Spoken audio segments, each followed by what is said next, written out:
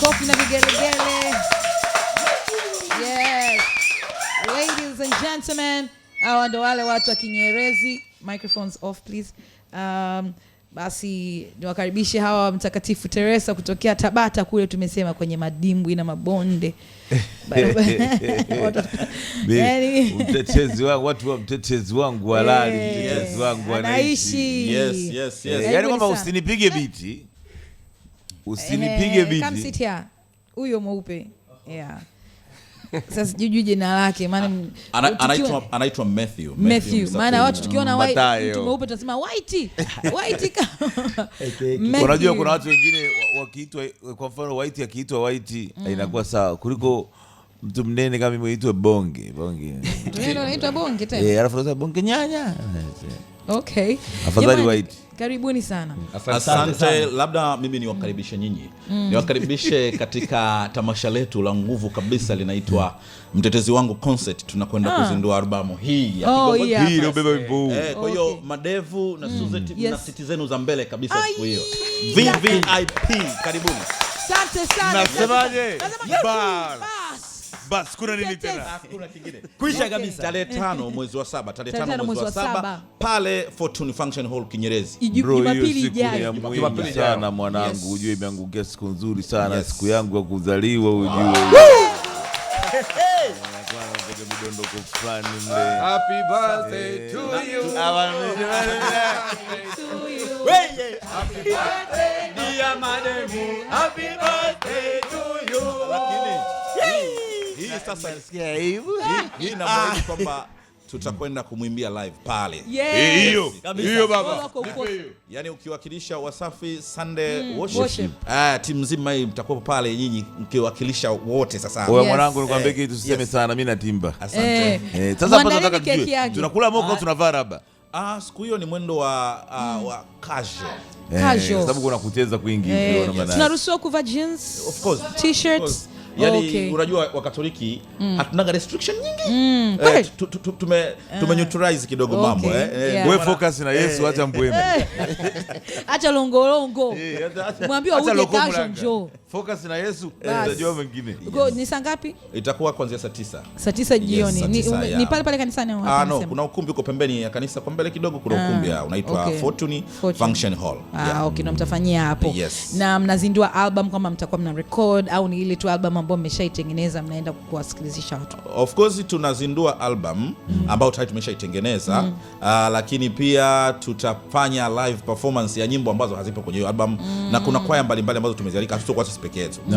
Kuna kwaya nyingi tumezialika pale. Kwa mfano kuna Malaika Gabrieli kutoka Segerea, kuna Dominic Savia kutoka Bomba Mbili, kuna Yuda Tadei kutoka pale Kinyerezi, na kuna Maria Goleti pia kutoka pale Kinyerezi, na sisi wenyewe kwenye concert. Okay, wenyewe watoto nyumbani. Okay, hongereni sana. Nimeshangaa kumwona Matthew anacheza kitaratibu sana, sijaelewa. Hapa ilikuwa ni zamani ulikuwa una njaa, ulikuwa unaumwa. Njaa ilikuwa inauma. Hapana. Pale alikuwa anacheza kwa limitation. Kwa nini? Kwamba kwa upole gani? Huyu aliye Galaxy Pro naona walimharibia mtu wetu. Waliniharibia pozi. Maana alikuwa lakini kama kitu gani kitena mnanifanyia mimi? Alikuwa amefungwa na mipaka. Unajua bwana, ili tuende sawa uniform wewe. Kuna limitation ambazo na kwamba utacheza lazima uendane na vile mlipopanga zile step. Lakini kuna nyimbo ambazo kana kwamba unamkuta yuko peke yake. Unaona hapo ndo anajiachia. Kwanza huyu haitwi Msafiri. Ana maarufu wake huko anaitwa Kitini. Mzee wa kigelegele. Hivi mruhusu vipi? Kwanza siku ya kwanza kujua kwamba huyu mtu unaona kama yuko tofauti na sisi. Alafu mkamruhusu kuwa yeye, because hata hapa anapocheza ni tofauti. Yaani wako kawaida najua, lakini yeye anatuchapia humo. Yeye anajua zaidi yenyewe mnavyojua. Mimi ni mwalimu na ndo mwalimu kiongozi naitwa Mwanasato. Kwa hiyo unapokuwa mwalimu unakuwa unasoma mwanafunzi baada ya mwanafunzi. Mmoja baada ya mwingine. Yes. Kuna gundua kuna talent ndani yake ambayo kana kwamba iko extra tofauti na sisi. Unaona, kwa hiyo ameenda mbali zaidi ya walimu. Kwa hiyo baada ya kugundua hilo unampa. Unampa yani kana kwamba ule uwanja ni wa kwako, unaona. Kwa mfano hata tunavyokuwa tunaposti picha zetu kwenye mitandao, unaona kabisa kwamba mapokeo ukimposti Kitini, yani picha zinaenda sana. Kuna namna Kitini ana upepo wake bwana. Of course. Kama wewe madevu. Yes. Kabungu mengi. Mimi nataka Madeva yuko kwenye wimbo wa kwanza ambao bwana alianza kwenda mtandaoni na hizi mambo yaeleza kwenda viral, nyie mkaja kushtuka, ulikuwa ni wimbo gani? Ulikuwa ni wimbo wa Communio, tulikuwa kwenye misa ya Ekaristi, ni siku ya mwili na damu. Ulikuwa ni wimbo wa meza ya Bwana hiyo. Nani? Twende mezani kwake Bwana. Bwana Evans hapo MC Ejo. Yes, kwenye kwa sababu kuhudhuria mazoezi akajiweka kwenye kupiga picha. Unaona? Yeye kwa imbi siku hiyo. Akawa anachukua mazoezi. Kama hujafanya mazoezi siku kuna taratibu imbi. Ya Augusti, sika tupoteza. Haijalishi kwamba ni MC ni nani. Imbi. Mwanangu sana mimi, mwanangu sana. Lakini anakuwa chini yangu. Kwa hakuwa na mazoezi, akawa pembeni akachukua video. Akawa anachukua video. Basi katika harakati za kupita akaja kukutana na Kitini. Hasa Msafiri ni mtu wa vibe muda wote. Unaona?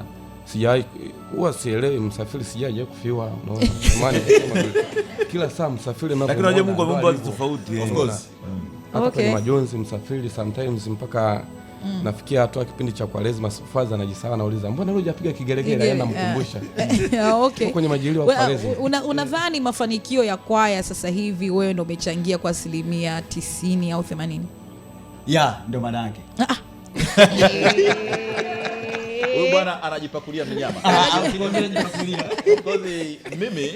Mimi pamoja kwamba ni mwanakwaya, lakini mimi na play part kama content creator wao. Kwa hiyo mara nyingi huwa naona kitu gani, kwa sababu mimi tayari ni mzoefu mitandaoni. Kwa unajua kitu gani nikichukua kitaweza kufanya jambo. Kwa hiyo mimi ndio nilikuwa nataka niulize hapo, je, wewe kwa sehemu yako uliopo unatumiaje sehemu yako uliopo kuibeba kwaya kwenda duniani? Kwa sababu wewe ni msimu mkubwa, unafahamika, na yani ukosekani mitandaoni kwa wiki haiwezi kupita huko, na unao watu wengi wanakufuata. Unatumiaje hichi kitu ambacho Mungu amekupa ili kwenda na kwaya sasa huko? Of course, mimi ndiye tunaweza kusema kwamba niko nyuma ya mambo yote ambayo mnaona yanakwenda juu huko duniani. Kwa sababu kwanza nina huo utaalamu wa jinsi ya kuchukua video na nini na media yangu. Unajua ili iende lazima iwe hivi. Mambo yetu hayo.